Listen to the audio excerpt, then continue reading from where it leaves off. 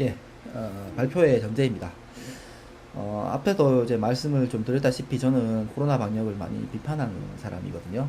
그래서 이런 내용들이 지금 뭐 언론이나 어떤 뭐 정부에서 말씀하시는 거하고는 조금 내용이 다를 수 있어요. 다를 수 있는데 뭐 저는 그렇게 생각을 합니다. 지금 이 제가 말하는 한 내용은 뭐 전공한 사람들이라면 뭐 누구나 얘기할 수 있는 굉장히 상식적인 내용입니다. 그래서 뭐 이 내용이 뭐 일반적인 뭐 이론하고 다르다고 생각하지 않는데 지금 워낙 이제 반대하는 말들이 이제 뭐 당연한 것처럼 얘기가 되고 있으니까 제가 뭐 별로 할 말은 없는데요. 뭐 조금 이제 코로나 시기가 지나고 정리가 되기 시작하면은 어느 정도 이제 얘기가 나올 거라고 생각을 하고요. 일단은 지금은 뭐 이런 의견들도 있다. 이 정도로 좀 얘기를 뭐 받아들여 주시면 될 것 같아요. 자, 일단 먼저 이제 발표 전제입니다. 첫 번째는 코로나는 환경에 광범위하게 존재하는 일반적인 감기 바이러스의 한 종류이고 코로나 방역은 필요하지 않았다입니다. 네, 감기 바이러스면 당연히 방역이 필요가 없죠. 자, 근데 이제 감기 바이러스라는 게 이제 어떤 의미자 하면은 환경에 광범위하게 존재하고 그래서 피할 수가 없고요. 그리고 공존하면서 살아야 된다는 겁니다. 흔히 우리 코로나 때문에 뭐 많이 하는 얘기들로 뭐 독감의 뭐 위험이 몇 배다 뭐 이런 얘기가 있는데요. 독감 위험이 10배라도 환경에 광범위하게 존재하고 피할 수 없으면은 공존하면서 살아야 됩니다. 그리고 건강한 사람에게는 독감 위험이 뭐 2배가 됐든 뭐 5배가 됐든 독감이든 아니면 뭐 다른 감기 바이러스 많죠. 감기 바이러스는 똑같은 감기예요. 그렇지만 건강이 좋지 못한 사람들한테는 뭐 감기 바이러스 중에서 굉장히 경한 증상을 일으키는 바이러스라도 고령의 질병이 굉장히 많으신 그런 분들에게는 잘못 걸리면은 이제 사망할 수 있는 위험한 질병이 되거든요. 그래서 수많은 환경에 존재하는 바이러스들의 사람은 누구나 이제 적응하면서 살아야 됩니다. 그래서 코로나는 그런 종류의 바이러스였다. 이렇게 생각을 하시면 될 것 같습니다. 두 번째는 코로나 방역은 대구 유행에서의 여러 가지 우연한 사건들이 만들어낸 것이고 정부가 의도적으로 시행한 것이 아니다입니다.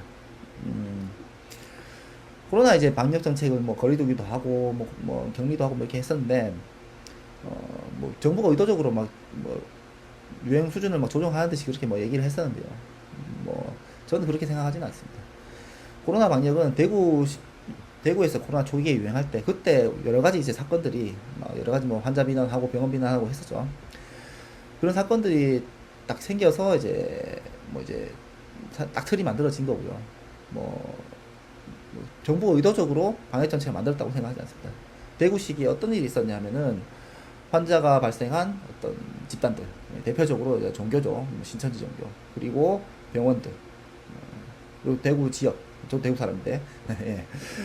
그런 지역을 굉장히 많이 비난을 했었죠. 환자가 발생했다고.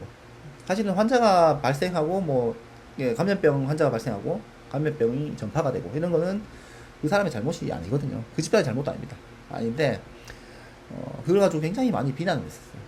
거의 뭐 완전 마녀사냥 했었죠. 비난을 했었고 그러다 보니까 그 비난을 받은 어떤 지역 특히 대구 지역 같은 경우는 거의 이동을 멈춰버렸어요. 사실은 마스크 쓰고 뭐 무슨 방역 격리 정책하고 이 문제가 아니고 거의 이동 자체를 안 했어요. 사실은 거의 한 2달 동안은. 그래가지고 갑자기 유행 수준이 확 떨어지기 시작합니다. 그래서 이제 이때 어떤 관념이 심어졌냐면은 감염병이 이제 코로나가 발생을 하고 그리고 전파가 되면은 굉장히 이제 일단 위험한 것 같고 그 다음에 내가 만약에 감염되고 전파시키면은 신천지 같이 비난을 받을 것이다.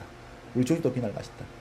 병원에는 저렇게 만약에 환자가 발생을 하면은 우리 병원 환자 다 떨어지고 잘못하면 망할 수도 있다. 실제로 망한 병원도 있죠.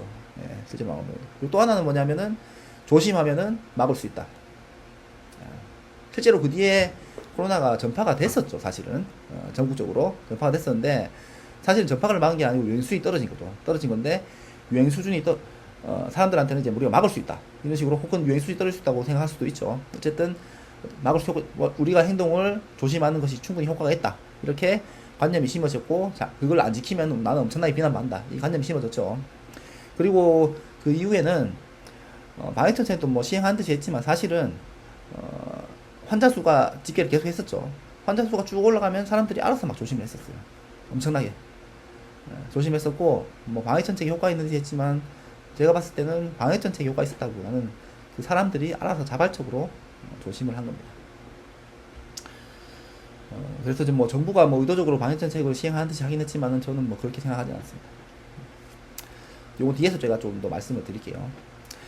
자, 세 번째는 자, 코로나 시기에 있었던 일들은 감염 유행에서 종종 발생하는 사건들이고 규모나 강도가 달랐을 뿐이다. 예. 대규모 역학조사, 뭐 예방접종을 좀 과하게 시행하는 거, 뭐 이런 사건들은 뭐 외부로 드러나지 않지만 감염 유행이 있을 때 알게 모르게 조금씩은 뭐 일어납니다. 뭐 잘 일어나지 않지만 뭐 안에 없는 일 아닙니다. 다만 이제 코로나 시기하고는 좀 많이 다르죠. 코로나는 규모나 강도가 다른 일반 감염병 전혀 달랐고요. 저도 이제 이런 거는 평생 처음 겪어보죠. 앞으로도 이제 아마 다시 뭐 겪을 일이 있을까 싶긴 한데 어쨌든 이런 종류의 일이 전혀 없는 건 아닙니다. 왜냐하면 사람들이 공포심이 굉장히 심하기 때문에 조금씩은 이런 일이 있을 수 있어요. 그리고 그걸 가지고 반드시 뭐 비난, 물론 원칙적인 부분이 틀렸기 때문에 뭐 비판을 해야 되죠. 해야 되긴 하지만 이런 일들이 아예 없는 것은 아닙니다. 그리고 네 번째는 우리나라는 오랜만에 발생한 대규모 신종 감염병 유행에 제대로 대처를 하지 못했고요. 아직도 마무리를 하지 못하고 있습니다. 우리나라가 이제 코로나 시기에 했던 일은 뭐 딱 하나, 병상 관리밖에 없습니다. 다른 건 했는 게 전혀 없습니다. 그냥 사람들이 알아서 공포심이 떨어질 때까지 그냥 쭉 기다린 겁니다.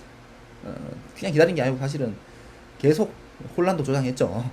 그리고 병상 관리를 굉장히 비용을 많이 들여서 했는데 사실은 코로나 병상을 일반 병상하고 분리해서 별도로 관리한 것이 비용을 많이 들여가지고 관리한 것이 격리 수준 높여서 이렇게 관리한 것이 지금까지 이 코로나 사태가 오랫동안 이어지게 한 주요 원인입니다. 초기에 이제 공포심이 굉장히 심해서 이제 병원도 이제 환자를 잘 안 받아주고 할 때는 일정 부분 그런 일들이 필요했을 수도 있긴 있어요. 있긴 있는데 일단 그 뒤에 이거를 빨리 관리하지 못한 것이 이토록 오랫동안 이어진 원인입니다. 네. 아직도 이제서야 마무리를 하려고 하고 있죠. 네. 다섯 번째입니다. 정부의 대처와 관계없이 가정이나 직장, 학교 등의 일상 조직에서 감염 유행의 위기에 대응하는 것은 얼마든지 가능합니다. 사실은 뭐 지금처럼 이번 코로나처럼 정부에서 뭐 사회적 거리두기 그리고 격리 이런 거를 뭐 강제로 시행하면 사실 뭐 별다른 방법이 없긴 해요. 별다른 방법이 없긴 한데 근데 지금처럼 이번처럼 집단으로 막 공포에 빠져가지고 뭐 시킨 대로 다 하는 이런 거는 충분히 막을 수 있습니다. 그러니까 공포에 빠지지 않는 건 충분히 가능하단 말입니다. 이것은 별로 어렵지 않습니다.